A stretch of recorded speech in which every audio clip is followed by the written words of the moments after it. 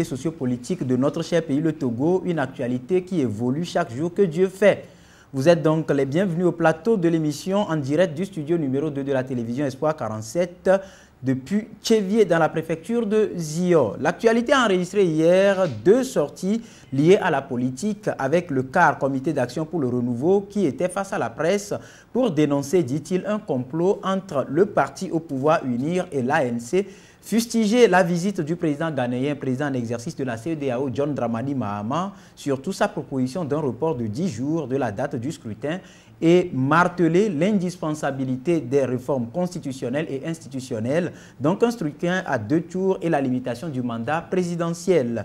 D'un autre côté, un confrère journaliste s'invite à la politique en proposant une transition politique comme solution à la crise sociopolitique togolaise.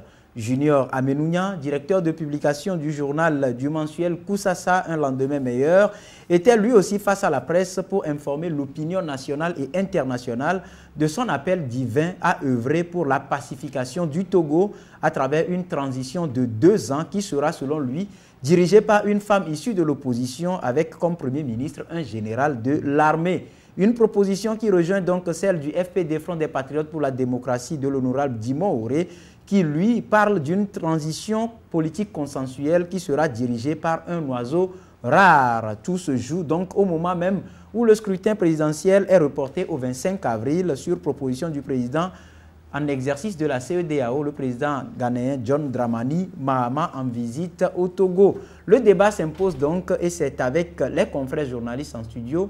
Idelphonse Akbaki, directeur de publication du journal La Gazette du Golfe. Bonjour Idelphonse. Bonjour Odin et bonjour à tous les téléspectateurs et auditeurs. Et voilà, bien sûr, notre second invité, il s'appelle Loïc Lawson, directeur de publication du journal Flambeau des démocrates. Il sera des nôtres incessamment. Mais avant son arrivée, je vous rappelle que vous pouvez suivre cette émission sur les ondes de radio KNTB à Lomé, Radio VGK à Palimé, Radio Lumière à Anéro, et puis 2 liens sur le web pour les internautes et les Togolais de la diaspora, le www.ebenradio.com et le www.togovision.com. Ceci étant, rapidement, saluer les équipes qui nous accompagnent, que ce soit ici à Tchévié ou encore à KNTB, à Palimé ou à Anéro. Merci donc pour votre détermination, chers confrères. Autour de ce plateau, nous revenons pour Idelphonse démarrer avec votre point de vue par rapport à ce report de 10 jours de la date du scrutin présidentiel. Je voudrais, pour l'histoire, rappeler que cette visite de la CEDEAO a démarré depuis 2005, au lendemain du décès de feu le général Eyadema, où une délégation était dans la capitale pour prendre langue avec les différents acteurs de la classe politique et voir quelle solution il faut pour la situation togolaise qui allait en détérioration. Ce qui s'est passé avec cette délégation en 2005, on l'a vu. On a encore vu la même délégation à la veille des législatives de 2013, puisque, rappelez-vous, que ces élections législatives se déroulaient dans une situation de crise profonde avec l'incendie des 2 grands marchés où des acteurs politiques ont été, pour certains, arrêtés et gardés dans des lieux de détention, et pour d'autres, les premiers responsables du collectif Sauvons le Togo, qui étaient inculpés. Alors, je crois que pour décrisper un tout petit peu le climat, il y avait eu, une fois encore, une délégation des chefs d'État de l'Afrique de l'Ouest. À l'époque, je voudrais nommer les présidents Alassane Dramane Ouattara et puis Goodluck Jonathan du Nigeria. Du Nigeria. Maintenant, à la veille de la présidentielle qui s'annonce, on a vu encore une délégation, cette fois-ci conduite par le président en exercice de la CEDEAO, M. Mahamat Dramani John, qui était au chevet de ses frères et sœurs togolais pour apporter son soutien, le soutien de cette organisation régionale. Mais ce que je voudrais, en tant que journaliste analyste, comprendre de ces nombreuses visites au Togo, c'est la question de savoir qu'est-ce que ces visites apportent de concret, de bon aux Togolais. Si on se rend compte que depuis 2005 jusqu'à aujourd'hui, ces visites ont été un soutien pour le pouvoir en place. Est-ce que ça a été réellement un soutien, puisqu'en 2005, on a vu les acteurs qui contestaient les conditions dans lesquelles Faure Gnassingbé succédait au feu général président, mais par la suite, avec l'intervention de ces derniers, on a vu qu'il y a eu dans la foulée l'organisation d'une élection présidentielle qui a finalement permis aux Togolais d'élire Faure Gnassingbé comme président de la République. Et comme vous le dites en 2013 également, ça a permis aux acteurs de se retrouver par après autour d'une table ensemble avec Monseigneur Nicodème Bariga et l'ambassadeur Robert Whitehead des États-Unis, ce qui veut dire que c'est des visites qui apportent, et si cette fois-ci ça apporte encore un report, je crois que c'est peut-être louable comme visite. Je crois que quand il faut saluer l'action, il faut la saluer avec réserve. Je fais l'analyse très simple. En 2005, quand on vous rappelle le nom d'un certain Mamadou Tandja, les Togolais vous diront, dans leur grande majorité, ce que, à l'époque, président de la CEDEAO, M. Mamadou Tandja a posé comme acte, étant le responsable de la délégation de la CEDEAO qui était au chevet des Togolais. Et ce que la CEDEAO a fait en 2005, on le sait.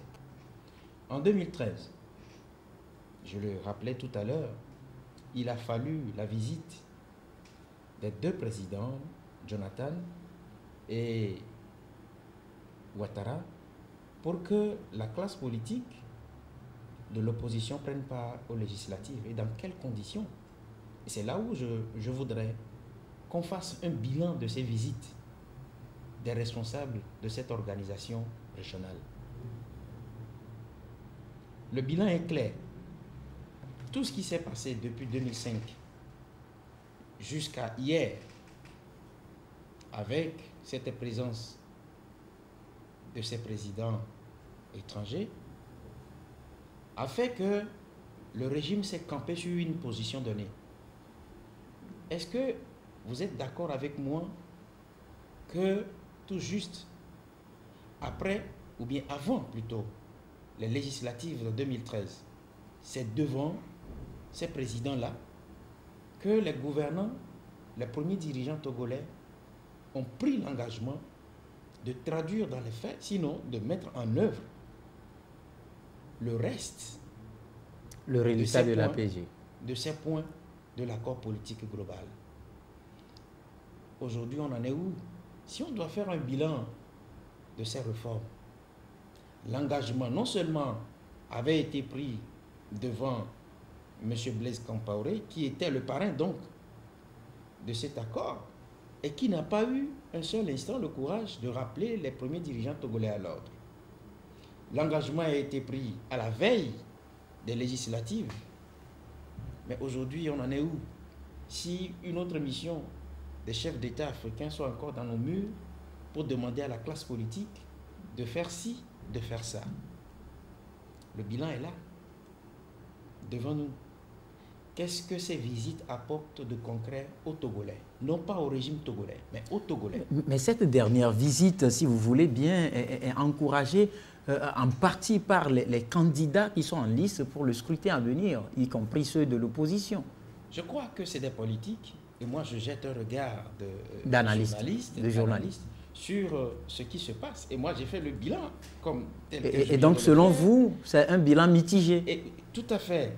Et quand vous vous rendez compte, pourquoi je dis que c'est un soutien? Quand vous vous rendez compte de ce que, avant même l'arrivée de cette délégation, il y avait les premiers responsables de l'opposition qui ont demandé un report, surtout pour le contrôle du fichier électoral. Vous vous rendez compte que c'est des hommes et femmes qui étaient conscients de ce que si on laissait le processus continuer ainsi avec ce fichier électoral corrompu de la tête jusqu'aux pieds et qui n'ont pas eu gain de cause, quelque part, on peut un tout petit peu saluer cette visite-là qui a demandé un léger report, mais reste à savoir si 10 jours peuvent suffire pour qu'on essaie de jeter un coup d'œil dans la base de données pour voir si effectivement, en 10 jours, on peut essayer de régler tout ce qu'il y a comme problème, tout ce qu'il y a comme incongruité. Mais du moment où, par exemple, comme je l'ai dit, il y a par exemple les experts de l'Organisation internationale de la francophonie qui sont dans nos murs par rapport à la qualité de ce fichier électoral, il y a également les experts représentant donc les différents candidats qui participent également à ce qui se fait. Est-ce que ça n'explique pas finalement le fait que tous les regards sont portés et que la fiabilité du fichier électoral sera de mise à l'issue de tout ce qui se fait? Je crois, avant que je ne donne un satisfecit au travail qui est fait, j'attends que la délégation de l'OIF, qui est à pied d'œuvre pour, dit-on, la consolidation du fichier électoral, se prononce d'abord avant que j'ai mon dernier mot à dire. Je voudrais les attendre, puisque c'est la CEDEAO qui vient de faire une proposition qui a été entérinée par le Conseil des ministres la dernière fois par un décret qui a ajourné la date de l'élection prochaine du 15 au 25. Et maintenant, nous attendons également le mot de la délégation de l'OIF, qui est aussi à pied d'œuvre, puisque quand vous me parlez de représentants de ces candidats, parlons plutôt du travail qui est fait à la CENI, où on ne peut pas comprendre que le vice-président n'est pas au courant d'un certain nombre de travaux que le président de la CENI fait. Je donne un exemple très simple. La commande du bulletin n'a pas été un travail collégial, n'a pas été une décision collégiale, mais tous autant qu'ils étaient à la CENI ont été surpris de ce que le bulletin unique a été commandé dans une imprimerie béninoise qu'on appelle imprimerie Toundé.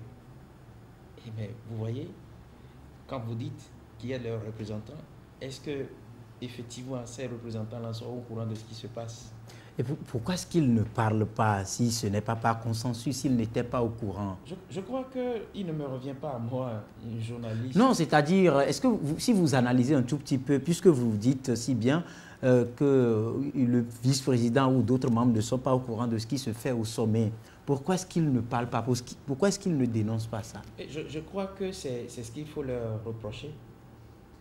Ils doivent avoir le courage de dénoncer ce qui se fait là, qui ne respecte pas la loi, parce que la CENI a été formée non pas pour faire, pour que ses membres empochent à la fin du mois des primes et autres, mais pour se mettre au service d'une nation. Et quand on se met au service d'une nation, on oublie son intérêt et on pense à l'intérêt général, à l'intérêt du peuple.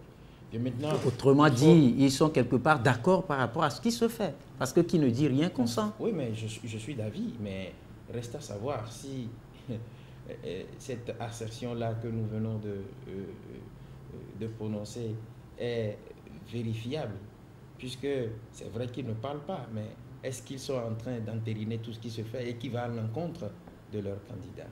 Je crois que les acteurs politiques, et surtout ceux qui sont dans la course et qui ont des membres qui les représentent à la CENI, doivent mettre le peuple au courant de tout ce qui se trame là-bas.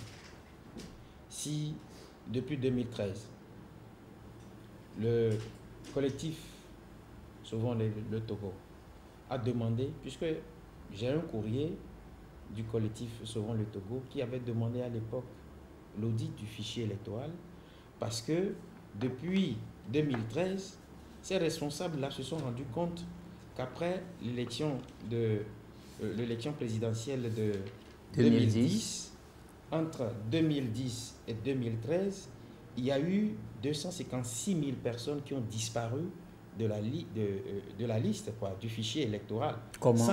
Sans qu'il ne soit des personnes décédées. Alors, c'est ce qui a posé à un moment donné le problème de la corruption du fichier électoral et qui a fait que depuis un certain moment, l'opposition a demandé qu'on fasse l'audit. Et maintenant, je ne sais pas comment le travail se fait, puisque malgré tout, nous avançons, nous tendons vers cette date fatidique. Mais encore, je l'ai dit, puisque je l'ai dit encore, je l'avais dit entre-temps sur votre plateau ici, je crois il y a 2 semaines ou 3 semaines, que je ne suis pas sûr que ces élections-là aient lieu le 15. Dieu merci, il y a eu un petit report de 10 jours, mais on verra avec les conclusions qui sortiront des travaux de la délégation de l'OIF ce qui va se passer. Ce qui va se passer, on attend de voir, mais comme j'en parlais dans l'introduction, comment analysez-vous finalement la position du CAR, Comité d'action pour le renouveau, qui reste dans sa logique et face à la presse estime qu'il y aurait un complot entre UNIR et l'ANC pour mener les Togolais en bateau? Je crois que les propos des premiers responsables du CAR sont leurs propos. Moi, je n'ai rien contre leurs propos. Mais je me rends compte que ces propos ne sont pas en accord avec les actes, parce que jusqu'à preuve du contraire, le CAR n'est pas dans la logique de l'élection et ne participe pas, mais garde toujours ses délégués à la Commission électorale nationale indépendante. Donc ça fait... Il y a contradiction? Il y a 2 choses. Ouais, ça va. Vous l'avez compris, il y a contradiction. Maintenant, pour ce qui concerne les réformes que clament haut et fort encore les premiers responsables du CAR, je crois que ce qu'il y a lieu de faire, c'est ce qu'ils sont en train de faire, je crois, hein, parce qu'ils sont en train de sensibiliser. Mais je crois que ce qu'ils doivent faire aussi pour que ce qu'ils disent soit entendu et que cela produise l'effet escompté en tant que formation politique, c'est de prendre le taureau par les cornes. En faisant quoi? Mais ils savent que la lutte, ce n'est pas non seulement au niveau des micros, c'est sur le terrain, parce que vous voulez que ce processus tel qu'il se passe n'aille pas au terme pour que ce qui s'est passé en 2005 ne se reproduise en 2015. Mais maintenant, qu'est-ce qu'il faut faire? C'est eux les politiciens. Le tout n'est pas de crier, mais c'est de poser des actes concrets pour freiner le processus. Quant au complot qui existe entre le parti UNIR et l'ANC, moi je n'en sais rien. Et je n'ai même pas de commentaires à faire là-dessus, d'autant plus que je n'ai pas les informations qu'il faut. Je suis journaliste, c'est vrai que les premières informations, quand vous les avez, ce n'est pas conjecture, mais il faut aller au-delà avec des investigations et des preuves à l'appui. Vous me permettrez, peut-être dans les prochaines invitations, nous verrons très bien, que je m'approche des premiers responsables du CAR, qu'ils me donnent les preuves de ce qu'il y a eu un complot entre UNIR et l'ANC, et j'en débattrai le cœur net sur ce plateau. Selon certains observateurs, ils estiment que le CAR nourrit toujours l'appétit de participer à ce scrutin et s'en voudrait de ne pas le faire et donc demanderait l'arrêt du processus pour considérer la question des réformes afin de permettre à tous les partis de prendre part au scrutin. Qu'en dites-vous? Je peux leur donner raison parce que vous savez que le CAR a toujours opté pour cette position de... Parce qu'il faut rappeler quand même que c'est Maître Apévon, président national du CAR, qui a été le premier candidat investi par la coalition Arc-en-Ciel. Non, mais je crois qu'il faut mettre entre guillemets investi, puisque dans la même coalition, M. Apévon n'avait pas été accepté de tous. Il avait été décrié, vous vous rappelez, avec la sortie les sorties entre-temps de M. Kabara, puis après de Maître Tchassona. Pour l'un, il n'était pas au pays, et pour l'autre, il n'était pas à la Réunion. Et donc, vous devez vous rendre compte que ça a été cela. Et le CAR ne peut que s'en prendre à lui-même. Parce que tout ce qui se passe aujourd'hui se passe dans la dynamique, comme vous l'avez dit, et comme l'a si bien analysé ces observateurs, que le CAR a maintenant se rend compte de ce que le fait de n'avoir pas pu présenter un candidat pose aujourd'hui problème, et puis on passe par des détours pour se mettre dans le processus. Je crois que c'est regrettable, mais il faut l'accepter tel qu'il est. En tout cas, il faut l'accepter tel qu'il est. Je rappelle quand même à ceux qui nous suivent sur les écrans de la télévision Espoir 47 de Tchévier que notre second invité, Loïc Lawson, directeur de publication du journal Flambeau des démocrates, vient donc de faire son entrée et son assise autour de ce plateau. Bonjour Loïc.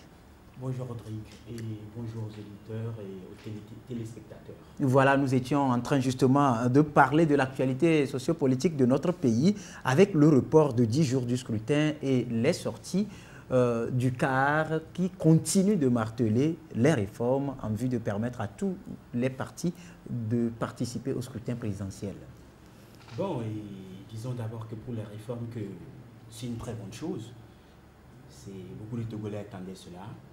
Et beaucoup de voix se sont levées pour réclamer ces réformes, pour réclamer ce report. Je crois que c'est une bonne chose parce que le chef de l'État ghanéen a rencontré les acteurs. Il a rencontré la CENI. Et sans doute, au cours des discussions, on lui a fait comprendre qu'on a besoin d'un peu de temps pour mieux organiser. Et je crois que c'est au vu de tous ces calculs qu'on est parti qu'ils ont opté, que le chef de l'État ghanéen a opté pour les 10 jours. Espérons que les 10 jours suivront. Ça, c'est à saluer. Et ça permettra à tout le monde encore de mieux se préparer. Sinon, on serait déjà en campagne à partir d'aujourd'hui, je crois, normalement. À minuit. À minuit, voilà. Donc, disons aussi, par rapport au CAR qui réclame les réformes, moi j'ai envie de vous dire tout simplement que le CAR est dans sa logique. Et je crois que c'est ça l'affaire de la politique, être cohérent avec ce qu'on fait. On ne dit pas A le matin et B le soir, aussi facilement que ça en politique. Il faut être constant dans ses analyses. Le CAR a été, de tout temps, a toujours fait comprendre que sans les réformes, il ne serait pas bien d'aller à des élections, qu'on irait à des élections sans lendemain.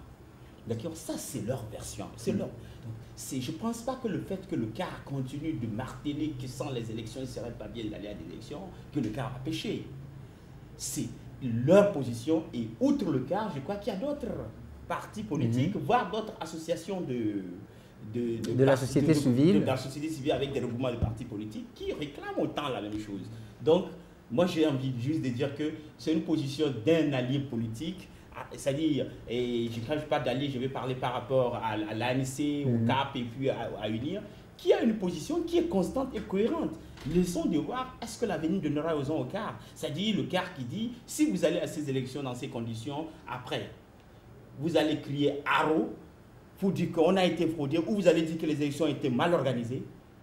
Alors si vous le dites, moi je dis, on attendra de voir après ces élections. Si on a des élections équitables, transparentes, sans problème, dont le résultat était, et le vainqueur ou le vaincu a reconnu qu'il a perdu, je dirais que le CAR a eu tort.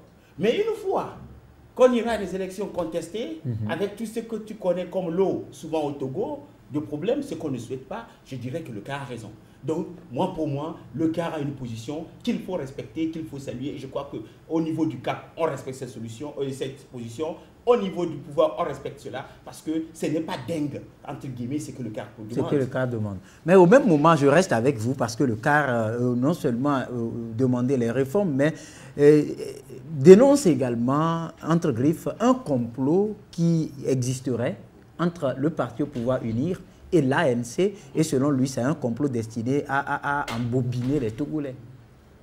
Bon, maintenant, il y a complot ou pas, moi je ne saurais le dire, au cas de nous apporter la preuve qu'il y a complot. Mais, quand je me réfère à l'histoire récente de ce pays, je parie que ça aurait été le cas qui va à ces élections, face à UNIR, connaissant ceux qui animent le CAP, principalement l'ANC et son leader, je suis convaincu qu'ils diront que le CAR est vendu et que le CAR est en complot avec UNIR pour aller légitimer fort. Et je crois que c'est juste, c'est le Togo qui va ainsi, c'est le bon sens qui amène le CAR aussi à penser aujourd'hui que si l'ANC surtout, moi je dirais, si l'ANC va à ces élections, dans ces conditions, lui et son leader, alors qu'est-ce qu'on leur a promis? Qu'est-ce qu'ils ont goûté? Qu'est-ce qu'on leur a donné? nous apprenions, ce n'est pas le cas, moi je ne l'ai pas appris seulement avec le cas, j'ai appris ça entre-temps. On apprend qu'au niveau de l'ANC, il y a un concile, comment vous appelez ça, un conciliambule avec UNIR et au finish, quelques cadres de l'ANC prendront quelques gros postes ministériels, la primature va leur revenir, ainsi de suite. Comme ce qui a été fait avec l'UFC. Ça, je l'ai appris, merci. Un genre, justement, un deal avec l'UFC, qui a eu que le UFC RPT. Moi, je suis convaincu, je l'ai appris ça fait déjà assez longtemps, qu'il y a un deal, je l'ai écrit même, entre l'ANC et UNIR. Maintenant, si le CAR vient le dire, ils ne font que confirmer ce que moi j'ai eu déjà à écrire par le passé. Parce que et beaucoup, tu es d'accord avec moi, même au niveau de la diaspora et au niveau de ceux qui ont toujours soutenu de manière aveugle l'ANC, beaucoup aujourd'hui jettent l'éponge en disant mais ils ne comprennent pas pourquoi Jean-Pierre Fabre veut aller à ces élections. Et entre-temps, pour finir, Jean-Pierre Fabre a fait une petite tournée et avant l'arrivée du président ghanéen, il était au Ghana. Et avant l'arrivée du président ghanéen, il était chez Ouattara. Alors il paraît que tout a été conclu là-bas. Donc, il va à ces élections sans doute parce qu'il a des garanties, c'est tout. En tout cas, Ildefonse, Loïc a sorti un aspect tout à l'heure parlant, il a dit clairement ceci, si c'est le CAR qui participait à ce scrutin et que l'ANC se trouvait dans l'autre camp, ce serait la même chose. Ma question elle est celle-ci, est-ce que dans ce cas, on ne lit pas forcément un règlement de compte politique qui ne dit pas son nom? Je ne voudrais pas commenter l'analyse de mon confrère Loïc, parce que ses analyses sont les tiennes. Mes analyses à moi sont les miennes. Et donc, s'il a pu faire son travail de journaliste et puis il s'est rendu compte que c'est comme ça que la classe politique togolaise évolue, c'est son point de vue. Et maintenant, vous m'avez posé entre-temps la question de savoir, la même question. Je vous ai dit que moi, je ne suis pas dans le secret des dieux, et que je voudrais approcher les premiers responsables du CAR, avoir leur avis, avant de me prononcer de fond en comble. Sur s'il y a complot ou pas. Je sais que dans la corporation journalistique togolaise, il y a certains de ces journalistes qui sont super informés, qui sont dans le secret des dieux, et qui ont la main sur tous les dossiers. Bon, je n'en suis pas un. Voilà pourquoi je demande à ce que, je le rappelle, Dieu merci qu'il y a eu report, mais je garde mon analyse en disant qu'au terme de la présidentielle, tous les acteurs politiques du Togo feront bilan. Ils rendront compte à ce peuple. Et on saura qui a fait quoi et qui est qui. Voilà, je retourne la même question à Loïc. Puisque vous le dites, entre-temps, on a vu quand même, on a vu l'UFC sortir également un mémorandum où il a peint un tableau noir en la personne de Jean-Pierre Fabre. Aujourd'hui, on voit le CAR qui présente l'ANC comme un comploteur avec le parti au pouvoir pour tourner le peuple en bourrique. Et ma question, elle est unique. Est-ce qu'aujourd'hui, on ne lit pas forcément un règlement de compte politique qui ne dit pas son nom? C'est assez pertinent ce que tu dis, mon cher ami. Moi, je n'ai pas la langue de bois. C'est seulement ça. J'ai dit les choses telles qu'elles sont.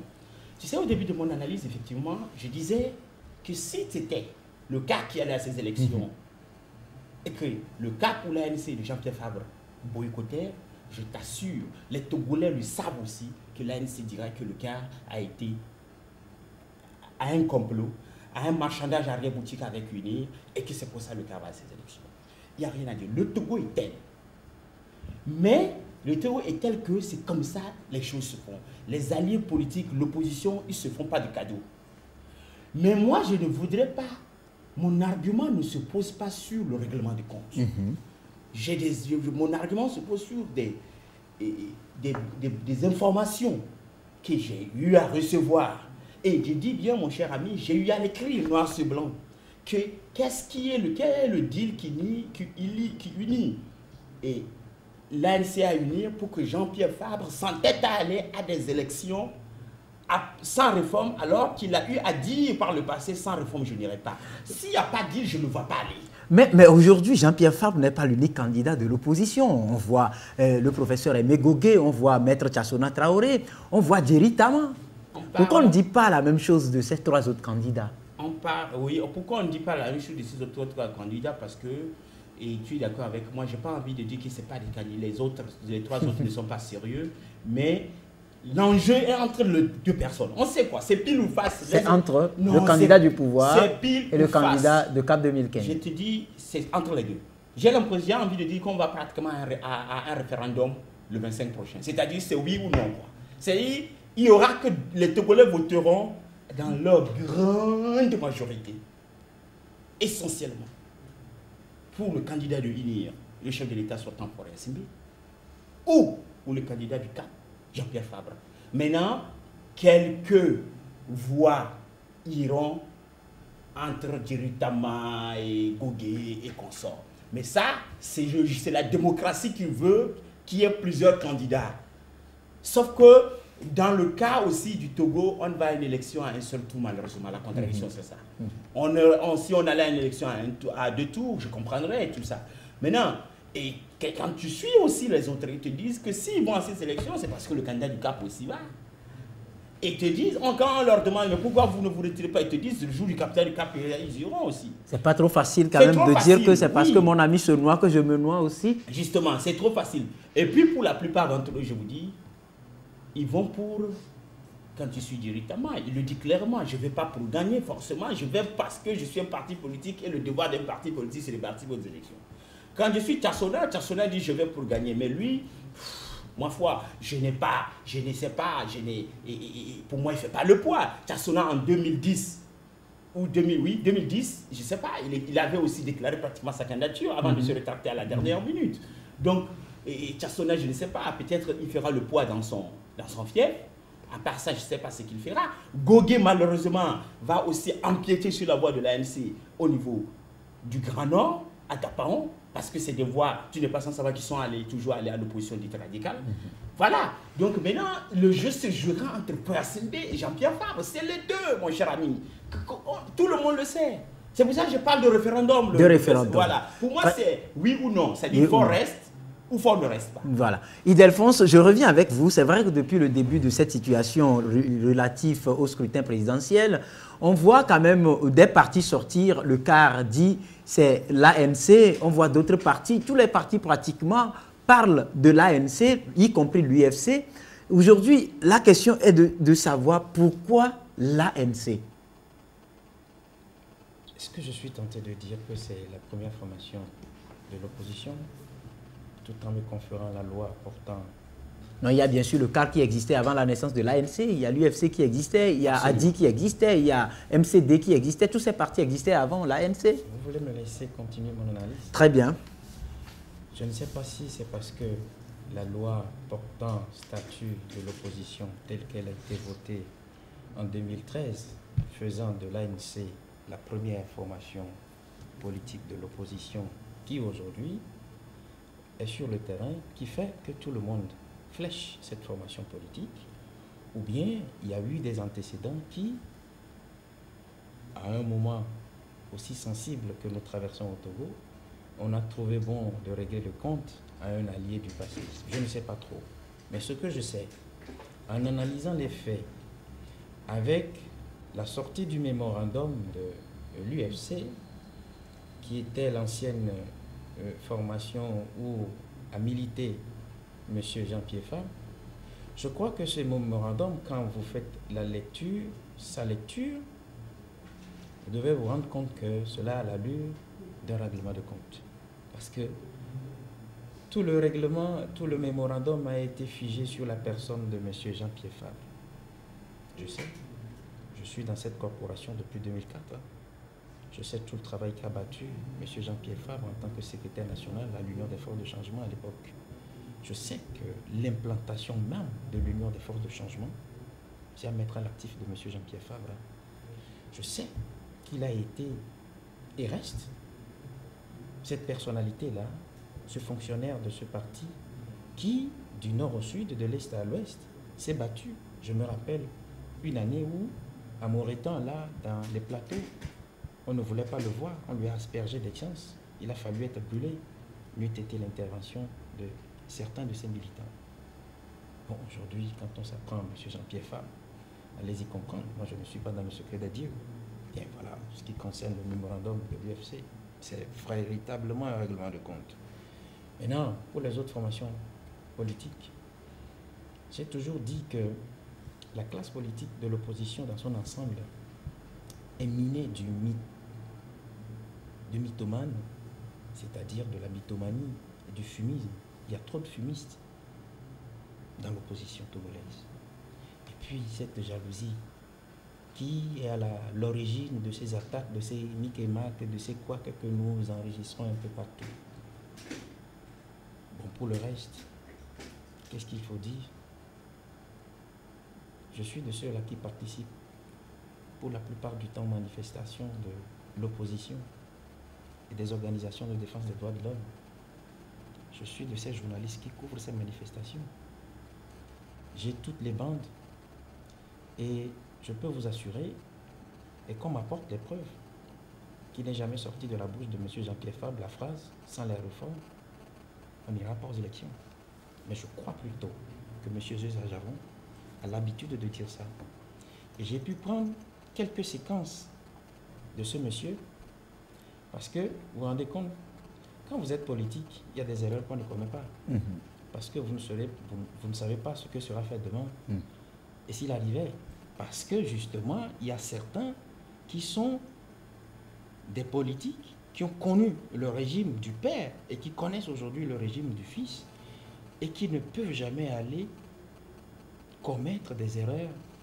Ces erreurs qu'on ne peut même pas qualifier de lapsus.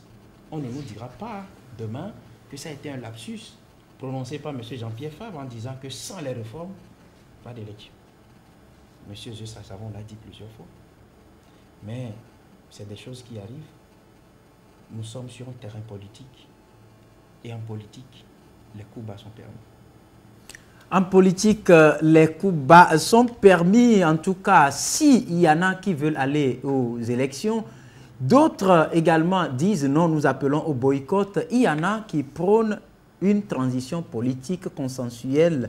Et c'était le Front des Patriotes pour la démocratie de l'honorable Dimon Auré qui, dès la première heure de la naissance de son parti, a commencé par prôner ça comme vision et comme solution pour la crise sociopolitique du Togo.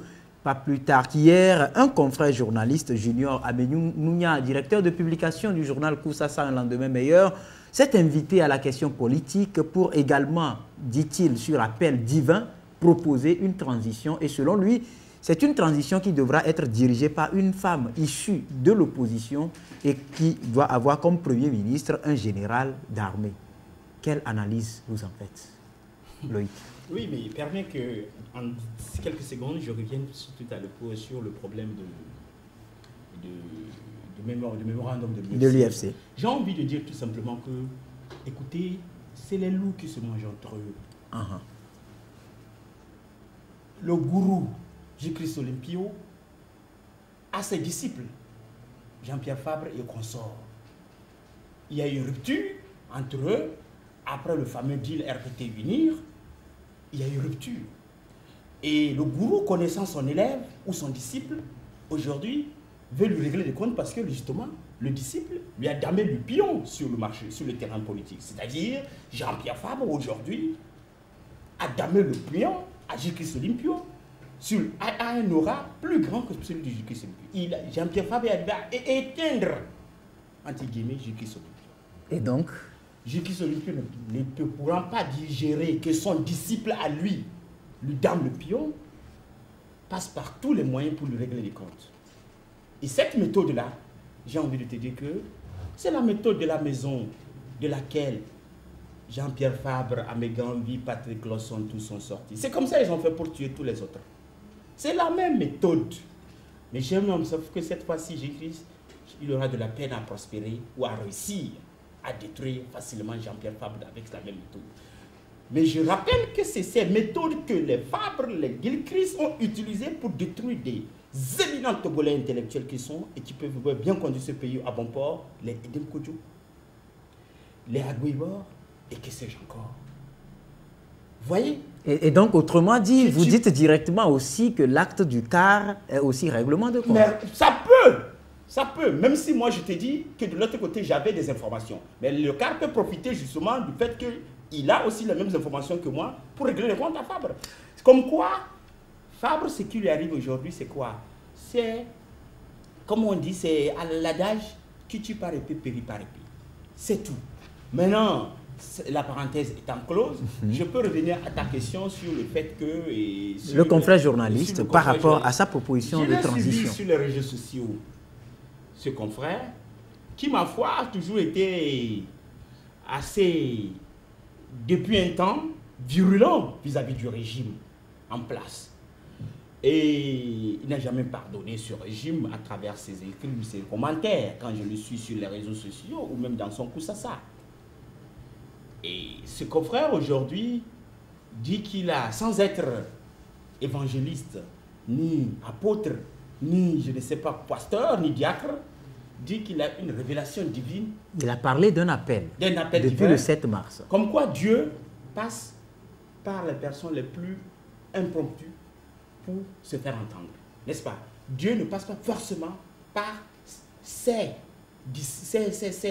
prophètes pour parler. Pas forcément.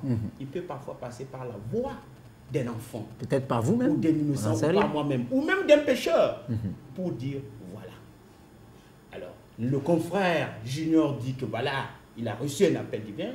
Mais ce qui m'importe dedans, c'est qu'il dit, lui qui a toujours critiqué, lui qui était virulent, lui qui a toujours été qui attaquait ce régime, dit maintenant, non. Ce que Dieu lui a dit, c'est qu'on va à une transition, comme tu l'as dit, avec une femme comme présidente et un général au sommet de l'État, mais que surtout, qu'aucun Togolais ne soit pourchassé. Qu'on ne saccage aucune maison, quoi que ce soit, que la transition... Qu'on ne brûle rien. Qu'on ne brûle rien. Que la diaspora revienne. Que la diaspora revienne et que tout se passe dans la paix. Dis-moi, le message là, s'il vient de Dieu, en quoi il a de mal? Moi, je ne trouve pas. C'est qu'il propose, comme c'est une proposition d'un Togolais. Je dis, il dit une transition. Si tel est le cas, moi je dis c'est une bonne chose. Si une transition peut être apaisée et ne pas permettre à chaque Togolais de vaquer à ses exécutions, si une transition peut se faire sans règlement de compte, viva. Parce que vous savez, le Togo est vraiment, on est dans un labyrinthe incroyable. Et si au nom d'une transition, tous les acteurs peuvent se retrouver dans un gouvernement d'union ou dans un gouvernement de je ne sais quoi et faire relancer l'économie du Togo, apaiser les cœurs meurtris, faire revenir les intellectuels qui sont partis, essayer de guérir ou d'indemniser tous ceux qui ont subi des dommages dans le passé, alors quoi de plus beau? C'est une bonne chose. Mais est-ce que, maintenant il reste à savoir, est-ce que c'est vraiment un appel venant de Dieu? Le confrère dit il va prendre son bâton de pèlerin, il va faire le tour pour faire passer son message. On attend de voir. Le cas Togo est un cas à surprise. J'attends de voir ce qui va se produire. Parce que pour le moment, je te dis mon cher Rodrigue, je ne sais pas qu'est-ce que Dieu nous réserve. En tout cas. Ildefonse, par rapport au confrère Junior Amenounia, qui a porté à la connaissance de l'opinion internationale et nationale son appel, le contenu de cet appel qui a trait à une transition politique pour sortir le Togo de cette situation que nous vivons. Je voudrais m'appesantir un tout petit peu sur le message même. Le message. Le message. Je rappelle que ce n'est pas la première fois que ce message vient, parce que j'avais cité quand même le parti de Dimon Auré, qui depuis la première heure de la naissance de son parti n'a sans cesse crié l'indispensabilité d'une transition politique consensuelle. J'en reviendrai beaucoup plus sur le contenu, mais par rapport à M. Dimon Auré qui avait débuté la proposition d'une transition au Togo. À l'époque, j'avais dit ceci.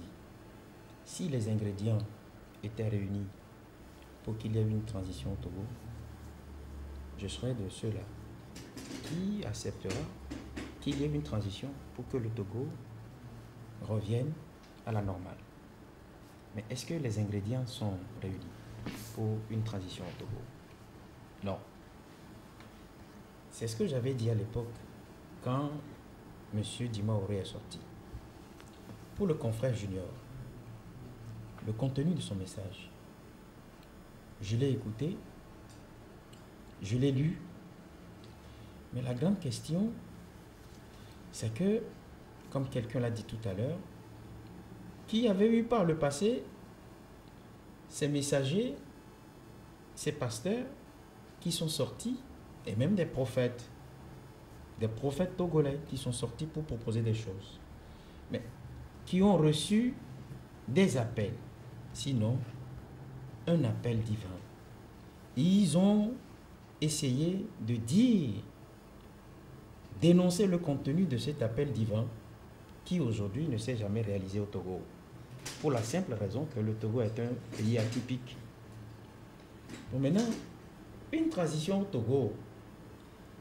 Mais les gens ont oublié que ceux qui dirigent le Togo sont dans une logique de conservation du pouvoir.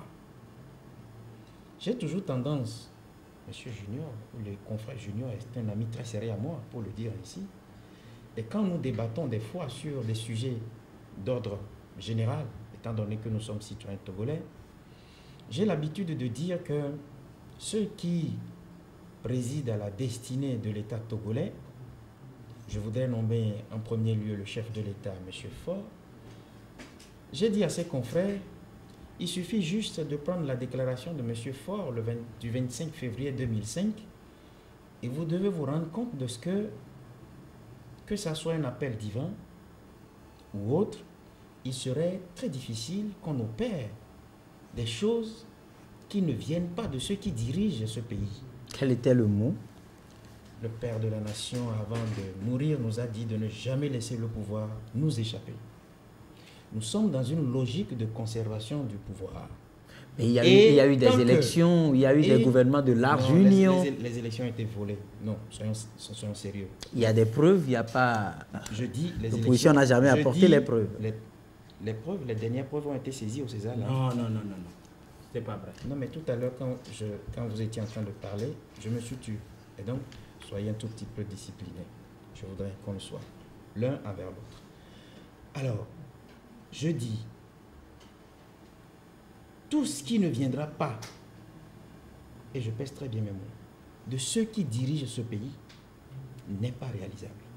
Parce que ceux qui dirigent ce pays sont dans une logique de conservation du pouvoir. Rendez-vous compte, je prends juste deux exemples.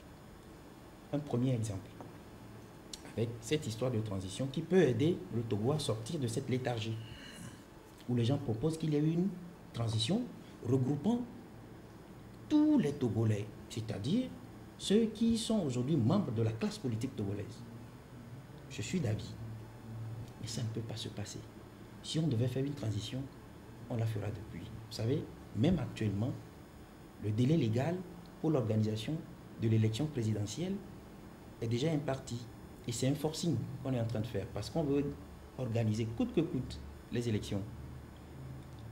Là, c'est l'exemple politique. L'exemple social. Rendez-vous compte que des gens sont en train de réclamer leurs droits.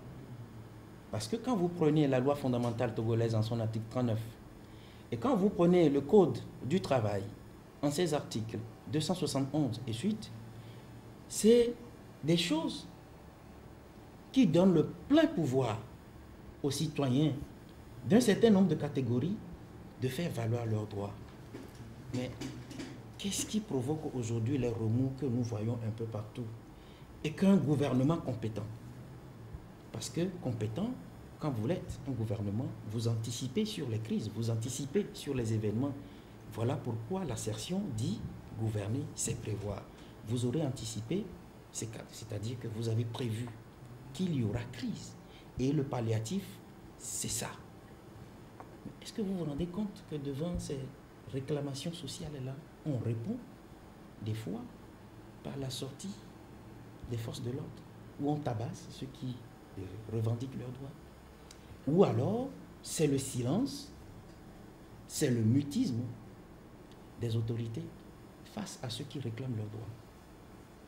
La formule est simple, je dis toutes les fois que ça ne viendra pas de ceux qui dirigent ce pays-là, ça n'aura pas cette chance-là de passer. Je suis sceptique. Mais je crois que c'est aussi la réalité togolaise. Oui, Loïc. Non, ben, tu sais, vous savez, et je n'aime pas me jeter dans des jugements parfois sans vraiment apporter des arguments assez convaincants. Et la transition, c'est une proposition que les Togolais font pour aider. C'est des voies de sortie de crise. Parce qu'on reconnaît tous qu'il y a une crise politique dans le pays. Maintenant, dire que des gens sont dans une logique de conservation de pouvoir, si les gens veulent conserver le pouvoir, ils ne organisent même pas des élections. Ils vont le reporter s'inédier, trouver toujours les moyens de le reporter s'inédier, parce que la même constitution dit que le président de la République est en place jusqu'à la prise de fonction de son successeur. Donc, je ne pense pas que s'il y a logique de conserver le pouvoir, les gens voudront organiser des élections auxquelles le principal leader de l'opposition participe.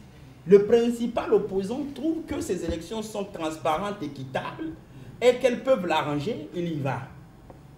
Maintenant, par rapport à la transition, j'ai dit c'est des Togolais qui proposent.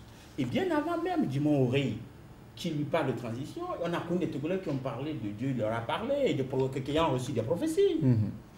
Donc ça arrive. Nous sommes dans un pays laïque, nous sommes dans une démocratie, ça ne peut qu'arriver.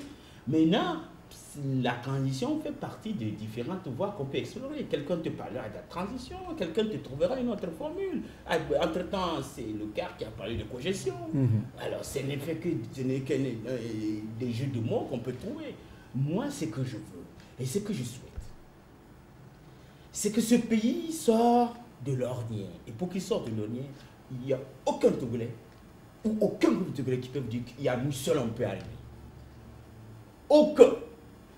On peut faire sortir le Togo de l'ornière une fois qu'on acceptera se serrer les coudes, travailler la main dans la main, travailler en respectant les droits de l'homme, lutter contre la gabegie, lutter contre la corruption, essayer d'investir dans l'éducation, dans la santé.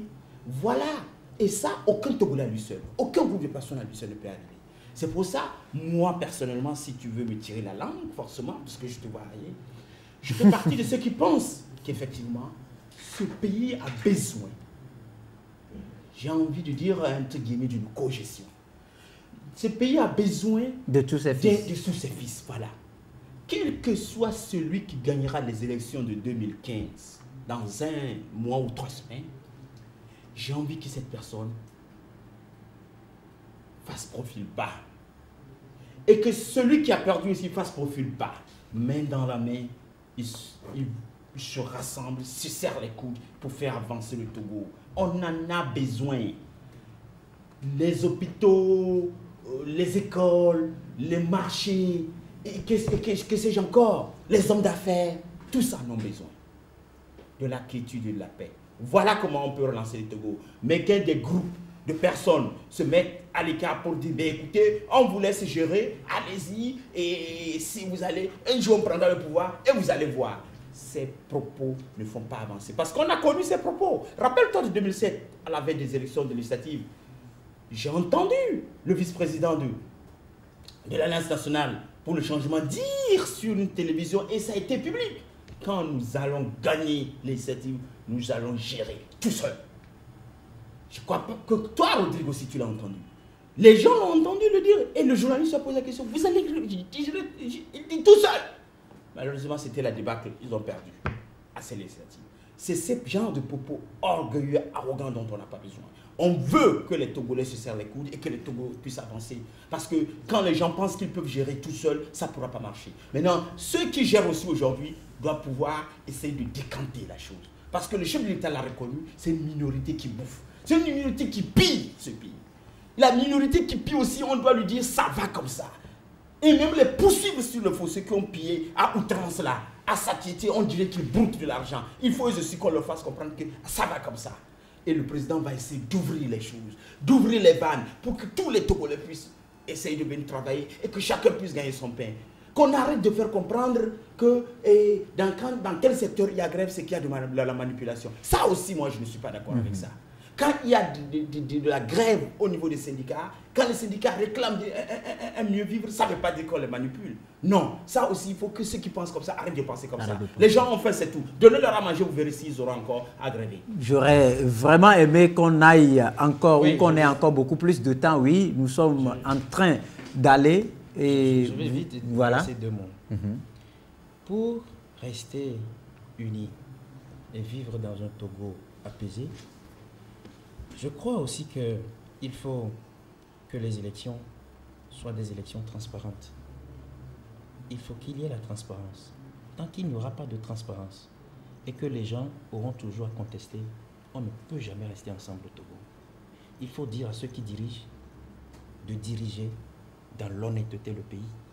Et puis, tout le monde aura un cœur apaisé. Il y a ça.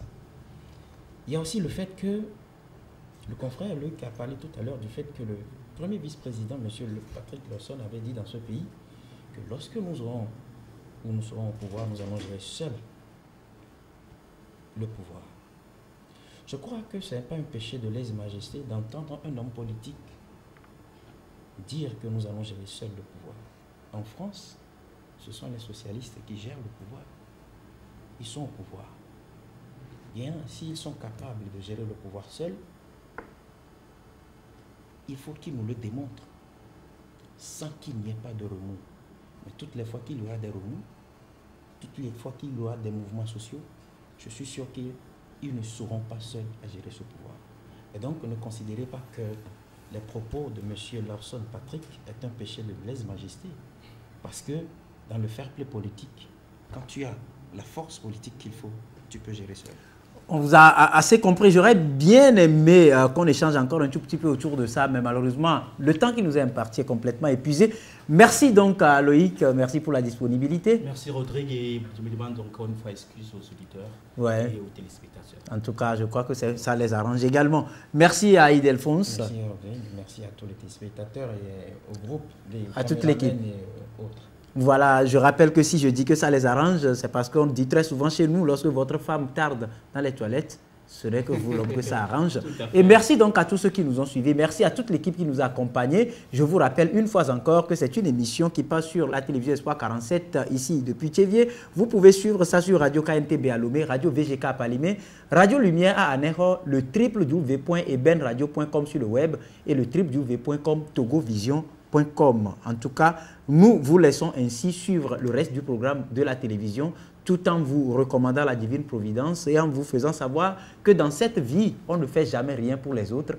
On fait tout pour soi et contre soi-même. Et par conséquent, si vous faites le bien, vous le faites pour vous. Si vous faites le mal, c'est pour vous également que vous le faites. Au revoir. Tu es bon, tu es bon, tu es bon. Merci. Je sais que c'est pas rentré à boîte là.